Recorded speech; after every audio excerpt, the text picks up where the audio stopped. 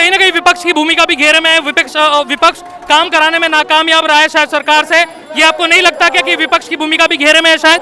तो 11 पुल बनाने का काम किया है हमारे हरीश रावत जी ने, जब उनकी सरकार यहाँ पर रही है, वो भी मात्र 2.5 साल के अंदर अंदर। मैं बताना चाहता हूँ देहरादून के अंदर जो 3 फ्लाईओवर जो तैयार है वो कांग्रेस के द्वारा थे। कांग्रेस के टाइम में बैकलॉग की सारी नौकरियां भर दी गई थी। जितने संविधा पे सबसे ज्यादा रखे हैं तो पिछली सरकार कांग्रेस में रखे गए हैं। सवाल आपसे भी वही सेम होगा, यहीं से निकालते हैं आप जब भी झोटा बुक की यात्रा है कि इस कॉन्स्टिट्यूएंसी में कुछ बदलेंगे आप लोग कांग्रेस पार्टी के कैंडिडेट को लेकर? क्या इसको टारगेट किया जा रहा है? नहीं, ऐसा नहीं। हमारा तो पूरा उत्तराखंड में प्रोग्राम चल रहा है। ये नहीं है कि भाई एक ही खानपुर विधानसभा स्पेशल है, ऐसा कुछ नहीं है। पूरे 70 की 70 रावत जी का फोकस है। कि चमोली के अंदर किसी लड़के ने, युवा लड़के ने, पढ़ा लिखा लड़का था, इंजीनियरिंग के लिए तैयारी कर रहा था, जेईई के लिए, मुख्यमंत्री की वजह से वो निरस्त हुई और उसे सुसाइड करना पड़ा। इसके बाद भी शायद बजट आया था इस रोड के लिए, अगर कुछ नहीं दिखता, कुछ सड़कों पे नहीं नजर आ रहा है, सिर्फ और सिर्फ कागजों में नजर आता है। नौकरी हो तो कागजों में, सड़कों के प्रस्ताव हो तो कागजों में। 4 साल इनकी सरकार को हो चुके हैं, मात्र सीएम बदलने के अलावा इन्होंने प्रदेश में कोई बदलाव नहीं किया है।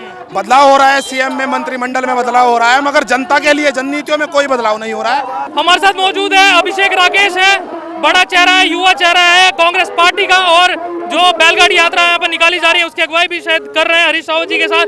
जी, किन मुद्दों को रखा गया है सर इसमें? इन मुद्दों में जो ये झोटा बुग्गी यात्रा है, संकल्प यात्रा है, ये हमें संकल्प दिलाना है उन लोगों को, क्योंकि झोटा बुग्गी वो वर्ग चलाते हैं जो किसान होता है, गरीब होता है, मजदूर होता है। तो ये जागरूक करने के लिए हमें अपने सभी किसान भाई, मजदूर भाई और जितने भी ये छोटा वर्ग, स्मॉल सेक्टर होते हैं, गरीब से होते हैं, मजदूर होते हैं, दबे कुचले लोग हैं, उन्हें जागरूक करने के लिए कि देखिए कि 4 साल इनकी सरकार को हो चुके हैं, मात्र सीएम बदलने के अलावा इन्होंने प्रदेश में कोई बदलाव नहीं किया है।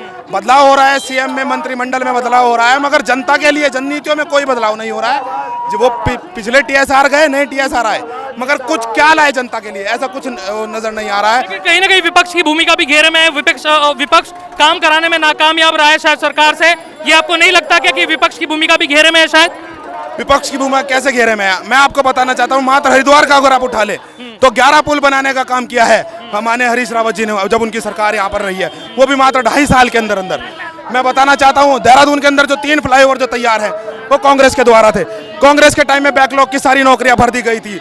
जितने संविधा पे सबसे ज्यादा रखे हैं तो पिछली सरकार कांग्रेस में रखे गए हैं। तो कैसे विपक्ष ने, अब यह विपक्ष की अगर बराबर आधाई कर दे तो मैं मानता हूं कि ये कहीं ना कहीं जनता में खड़े होने लायक है। मगर जैसा इनका काम रहा है, जैसा इनकी नीतियां रही है, ये कहीं भी जनता में टिकते नहीं नजर आ रहे हैं। आप देखिए, पहली बार ऐसा हुआ है कि चमोली के अंदर किसी लड़के ने, युवा लड़के ने, पढ़ा लिखा लड़का था, इंजीनियरिंग के लिए तैयारी कर रहा था, जेईई के लिए, मुख्यमंत्री की वजह से वो निरस्त हुई और उसे सुसाइड करना पड़ा। ये उत्तराखंड के। चलिए, ये तो सारे मुद्दे ठीक है, लेकिन हमें ये बताइए, आप भी युवा चेहरा है, तो आप खानपुर विधानसभा को ही क्यों चुनते हैं? इसी रोड को, झोटा बुग्गी यात्रा के लिए झबरेड़ा को आप क्यों नहीं चुनते? भगवानपुर को क्यों नहीं चुनते हैं? और जगहों को, मंगलौर को क्यों नहीं चुनते? इसी जगहों को क्यों चुनते हैं? क्या खानपुर विधानसभा को आप टारगेट कर रहे हैं? इस सड़क को चुनने का मेन कारण यह है कि इस सड़क का जब माननीय हरीश रावत जी का अपने कार्यकाल का आखिरी समय था तो उस दौरान उन्होंने इसके टेंडर पास कर दिया था, इसके लिए पैसे भी पास कर दिए गए थे। मगर आप देखिए कि पता नहीं कौन सी नीति यहाँ, जबकि विधायक भी भाजपा के। इसके बाद भी शायद बजट आया था इस रोड के लिए, अगर कुछ नहीं दिखता, कुछ सड़कों पे नहीं नजर आ रहा है, सिर्फ और सिर्फ कागजों में नजर आता है। नौकरी हो तो कागजों में, सड़कों के प्रस्ताव हो तो कागजों में। ये इतनी मुख्य मार्ग है कि इस पे हमारा मतलब लगभग मान के चलता हूँ कि इस इलाके का जो 3 विधानसभा में आपको खासतौर पर बताना, मंगलौर हो गई, रुड़की हो गई और खुद खानपुर हो गई, और इससे आगे आप चले जाए हरिद्वार ग्रामीण भी लग जाता है, तो उनके लिए मुख्य मार्ग है। तब भी उसके बावजूद इस सड़क पर क्या मैसेज है इसको? आप जो झोटा बुग्गी यात्रा आप निकालें, क्या मैसेज देने की यहाँ पर कोशिश कर रहे हैं? ये मैसेज ये देना चाह रहे हैं कि इस पे जब झोटा बुग्गी सही से नहीं चल पा रहा है तो गाड़ी जो होती है, जो बसें होती हैं, जो आम नागरिक को लेकर चलती है, वो कैसे चलेंगी? कईयों के, मैं बताता हूँ, कईयों के तो स्लिप डिस्क हो चुका है इन सड़कों पर चलते चलते। कई ऐसे वो हैं, हमारे पास आकर खुद मिले, इस विधानसभा से भगवानपुर आते हैं, क्योंकि यहाँ पर तो कोई सुनने वाला है नहीं। यहाँ पर जो भी है बस आपस सत्ता में कैसे आए और सत्ता के और कैसे मजे ले वो जानते हैं, जनता के लिए कुछ करना नहीं जानते। मैं आपको बताना चाहता हूँ, इसलिए अब फाइनल मेरा कमेंट, किस तरीके से देख रहे हैं आप 2022 में कांग्रेस को? किस तरीके से देख रहे हैं कि आप किस तरीके से फाइट करेगी कांग्रेस? कितनी सीटों पर आएगी, क्या लगता है आपको? कांग्रेस इस बार इतने प्रचंड तरीके से, मैं मानता हूँ लगभग 40 सीटों से ऊपर इस बार लाकर रहेगी। 40 सीटों से ऊपर। चलिए, बहुत बहुत शुक्रिया। अभिषेक राकेश हमारे साथ मौजूद थे, और खानपुर विधानसभा को भी शायद टारगेट किया जा रहा है, लेकिन इशारे से बचते रहे। और अभी इस रोड के जरिए एक मैसेज देना चाह रहे हैं सरकार को कि सरकार ने जिस तरह की नीतियां सरकार ने अपनाई हुई है उसको ठीक करें। यहाँ से मैसेज देने की कोशिश है और भी लोगों से हम लोग बातचीत करेंगे पीछे तक। हमारे साथ मौजूद है कांग्रेस पार्टी के वरिष्ठ नेता और झबरेड़ा विधानसभा से दावेदारी इनकी हो सकती है 2022 में। सर स्वागत दोस्त न्यूज वाला नेटवर्क में। किस तरीके से देख रहे हैं जो यात्रा निकाली जा रही है आपके द्वारा?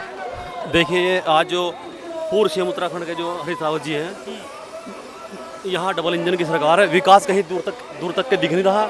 उसे लेकर यहाँ सड़कों पर जन यहाँ सड़कों पर आया हुआ है। अच्छा, यहीं से मेरा सवाल आपसे भी वही सेम होगा। यहीं से निकालते हैं आप जब भी झोटाबू की यात्रा है, क्या इस कॉन्स्टिट्यूएंसी में कुछ बदलेंगे आप लोग कांग्रेस पार्टी के कैंडिडेट को लेकर? क्या इसको टारगेट किया जा रहा है? नहीं, ऐसा नहीं, हमारा तो पूरा उत्तराखंड में प्रोग्राम चल रहा है। ये नहीं है कि भाई एक ही खानपुर विधानसभा स्पेशल है, ऐसा कुछ नहीं है। पूरे 70 की 70 रावत जी का फोकस है। अच्छा, झबरेड़ा विधानसभा से शायद आपकी दावेदारी वहाँ पे भी रोड ऐसी है, वहाँ पे भी निकल सकती थी यात्रा? नहीं, वहाँ भी निकलेगी। हर विधानसभा में ये यात्रा निकाल रहे हैं। अच्छा, ये तो बता दीजिए लड़ रहे हैं ना आप चुनाव? हाँ बिल्कुल लड़ेंगे। अगर झबरेड़ा विधानसभा? जी, अगर पार्टी ने मौका दिया तो जरूर चुनाव लड़ेंगे। जरूर चुनाव लड़ा जाएगा। क्या अरविंद प्रधान जी हमारे साथ मौजूद थे, लोकप्रिय चेहरा है, वरिष्ठ नेता है कांग्रेस पार्टी के। साफ तौर पर कहना है कि अगर झबरेड़ा से टिकट मिलता है तो जरूर चुनाव लड़ेंगे। लेकिन अभी मुद्दा पेट्रोल और डीजल के बढ़ते दामों का और जो मुद्दे हैं उत्तराखंड के उनको सही तरीके से अप्लाई किया जाए। देखते हैं क्या होगा। और भी नेताओं से हम बात करेंगे पीछे चलकर। इस बैलगाड़ी यात्रा में, झोटाबू की यात्रा में जो यहाँ से निकाली जा रही है। बने रहिए द न्यूज़ वाला नेटवर्क के साथ। शुक्रिया।